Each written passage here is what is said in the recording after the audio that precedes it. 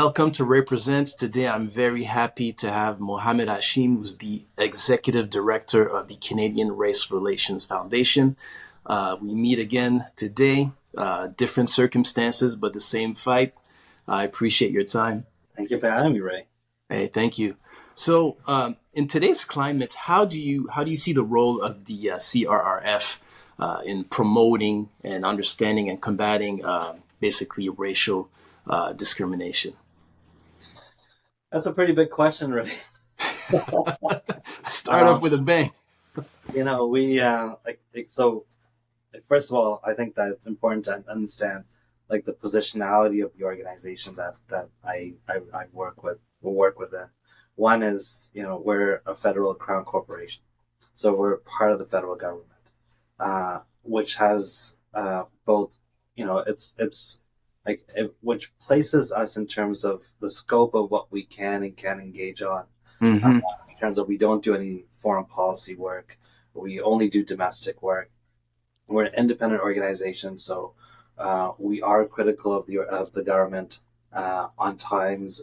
How we relate that criticism sometimes differs based on what is the type of work that we're involved in. So, for example, if the government is thinking about a national strategy around combating hate, or what we'll do is we'll be intrinsically engaged with the creation of that, and we provide feedback through that, but also we lead many of those different conversations to be able to ensure that the government of Canada takes on an approach around racism or hate that both includes our perspectives, but our ideas and our hopes and our imaginations in terms of how we want to take things forward. So that's like our policy area, and Mm-hmm. part of what I think that we've focused on that environment more so than you know I'll give you an example. When I first got hired, somebody asked me, "Hey, Mohammed, can you put a condemnation for this event?" And I'm like, "I should probably do that. That makes sense." And then I spoke when I this is when we only had 4 people working on the organization, Mm-hmm. so we wrote the statement and translated it and put it out there. And I was like, I should do that. It's true. This thing deserves it. So but I checked in with a couple of my board members, and I'm like, what do you think about us putting out something like this on that? And they said, well, look, if you put out something on this, then you're going to have to put out something on everything. Mm-hmm. And then if you put out something on everything, as you build your organization, you will become a national condemnation organization. Mm-hmm. If you have 30 staff, 27 of them are going to be finding out different things to condemn every day.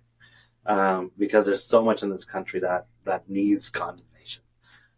Or you can build an organization that is trying to address public policy and see how in certain areas we can go really deep and make real impacts.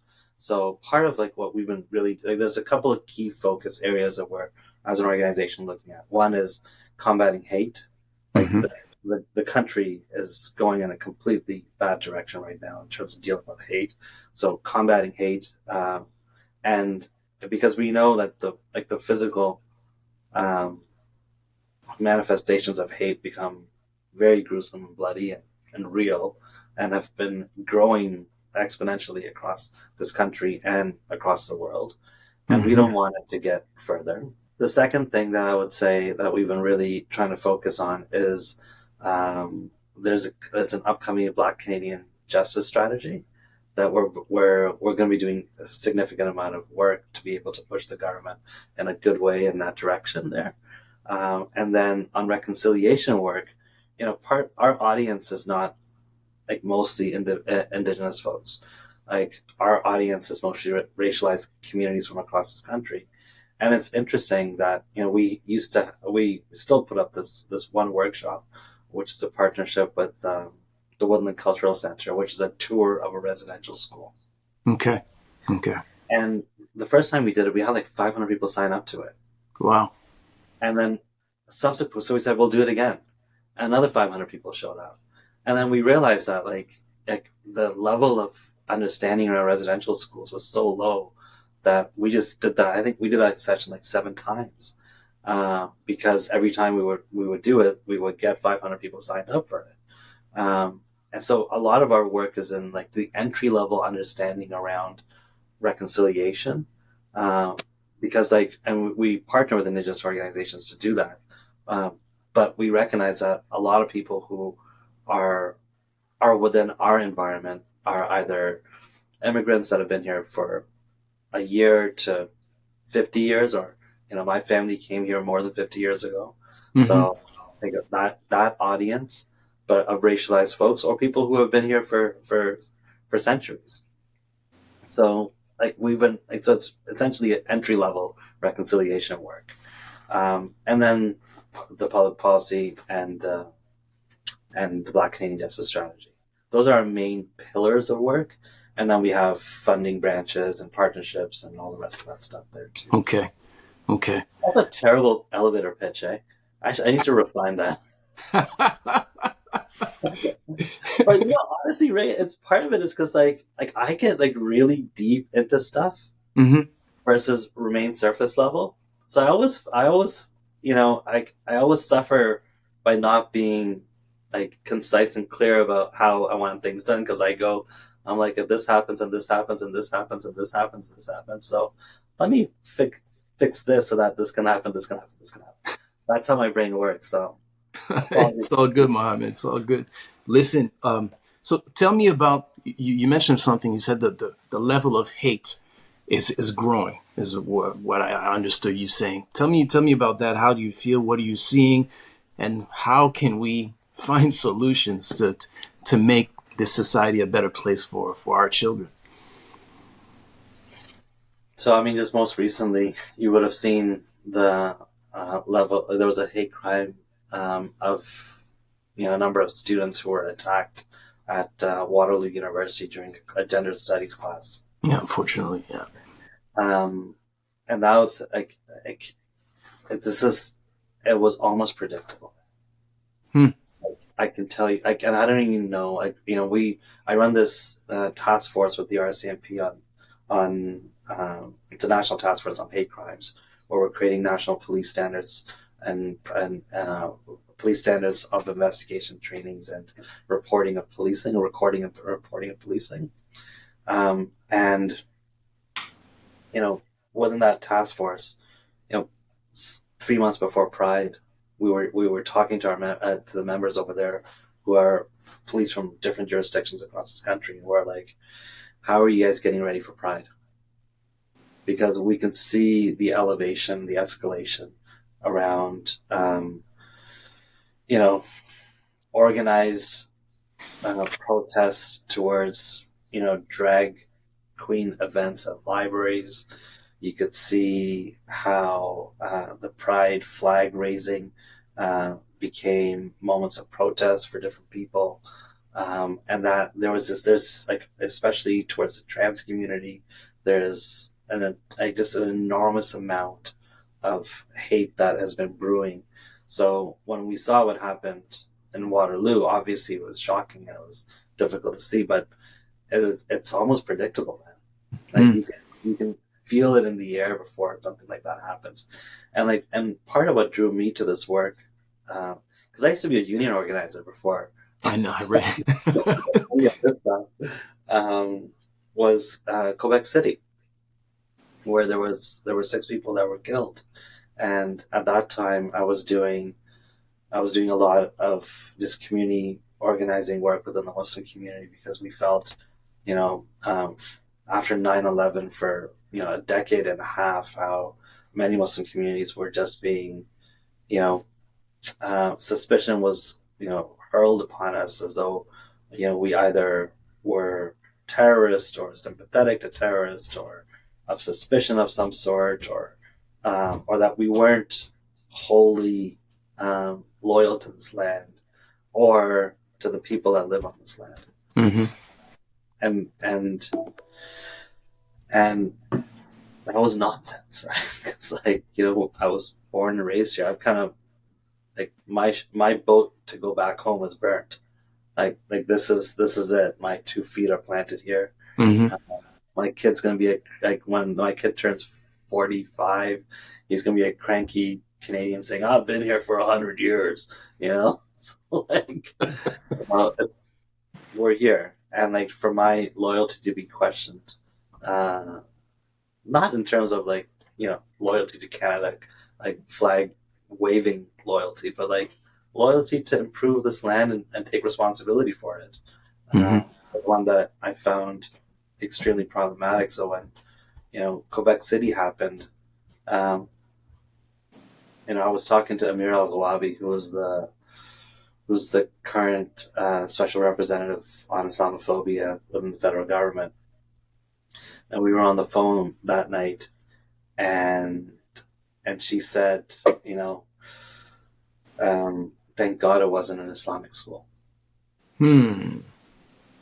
Um, and and and when she said that, it was just like, because we kind of knew something was going to happen. There was all these different, similar to the protests against drag queens. There was like every Muslim event would have these bigots come out there and try to protest it.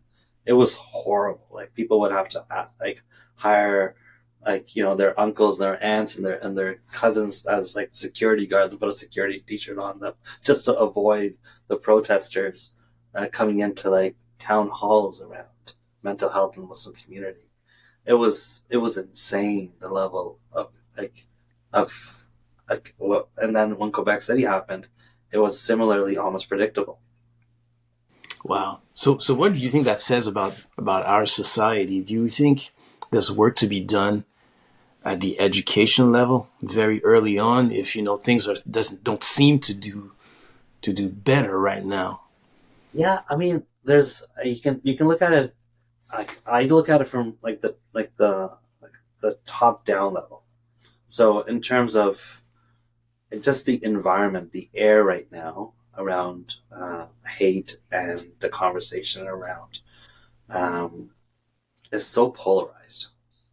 It's Yeah. so polarized. You can't have a conversation on Twitter. Like this, it's a dumpster fire waiting to happen, right? And and I think that like similarly, social media has divided us into the most extreme senses of ourselves um, societally, and therefore, because anger and anguish and sadness and hope and high joy, which are all extreme emotions, are the most mobile on social media. uh, those extreme emotions then create a sense of extreme emotions within us to have to engage within the social media environments. And because of that, you've seen this extreme rise of polarity where, the boring and the mundane get 2 likes. A thoughtful thought can get 2 likes. But, if something's outrageous, it can get a million.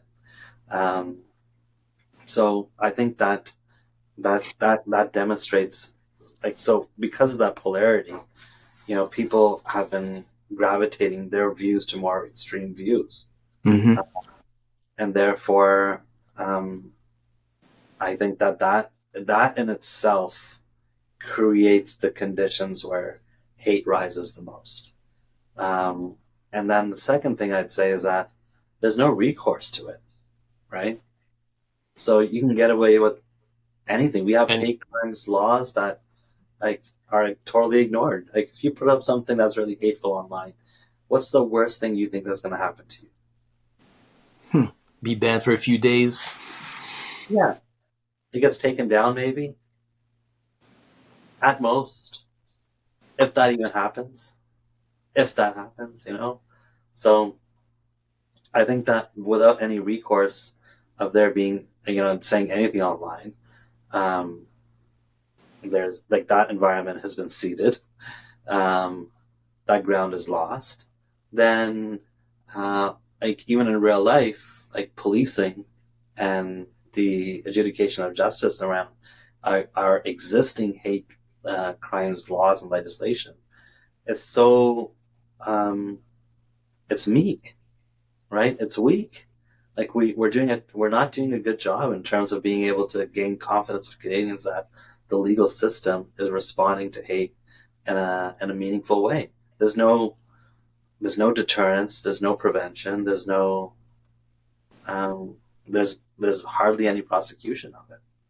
So with that, people also feel like it's carte blanche. And then, and this is like the most extreme ways. And then when Hmm. you get down under into it, then you're like, okay, are community organizations aware of it? Are schools aware of it? Are individuals being educated on it? So but the higher level of who controls the air is completely a space that's like, we're not really dealing with.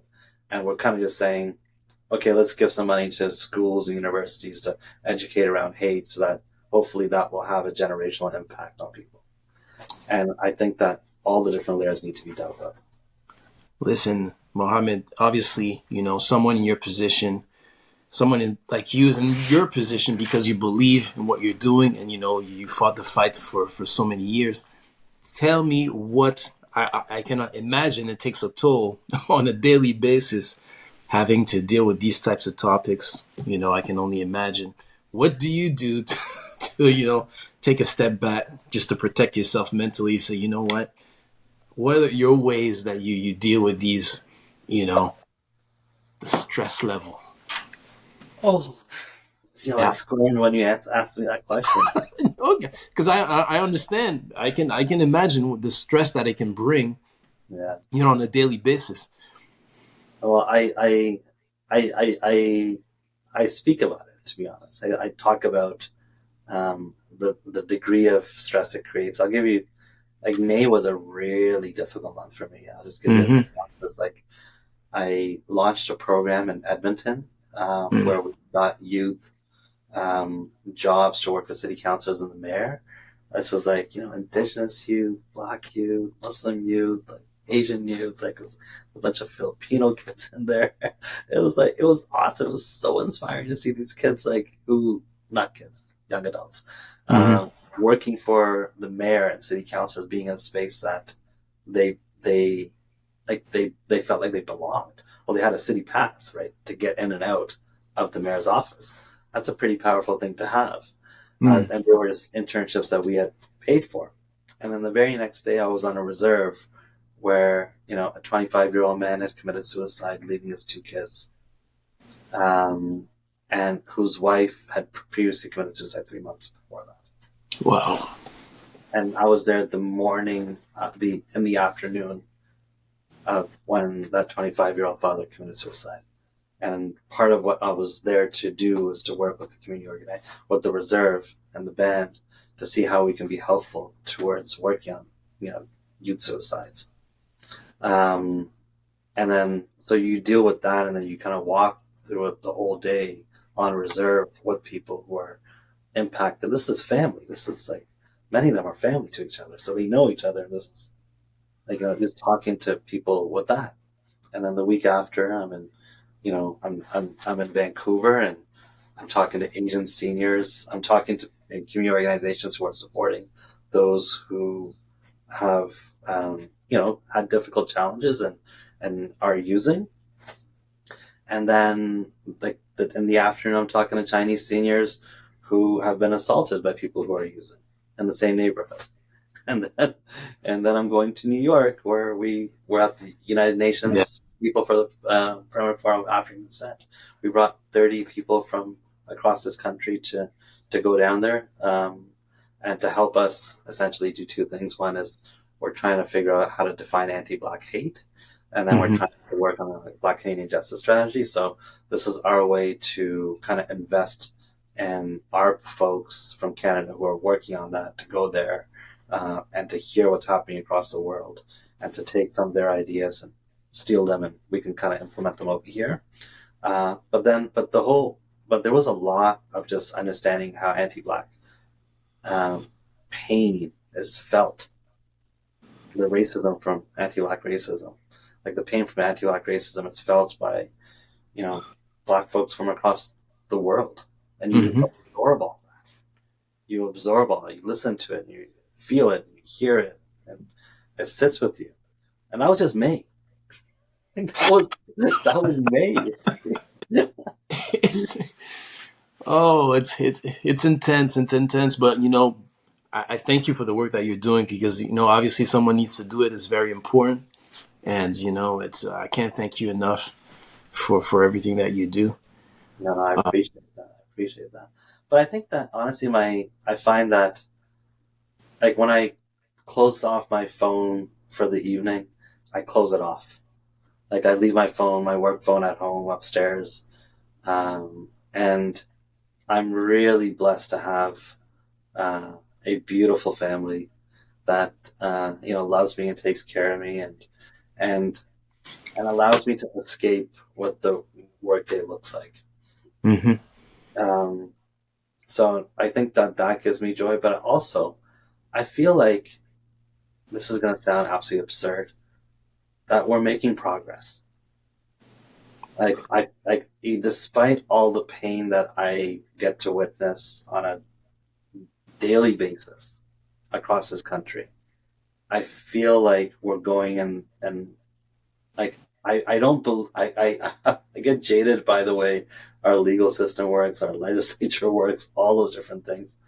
But I also get to meet incredible people who um, are in this fight with us and in who I believe to be able to do and move us to a better place. So, like getting to meet those people like yourself who have that vision and hope, despite the disparities, despite the pain that we get to witness, I think that gives me energy to refill my bottle, even though sometimes the bottle feels like it's burnt to the crisp on the side. uh, Mohammed, on that positive note, I'd like to thank you once again for all the wonderful work that you're doing. I know it's a very important task, very heavy task. Thank you very much, and I know you and I will keep in touch anyhow. But thank you for your time.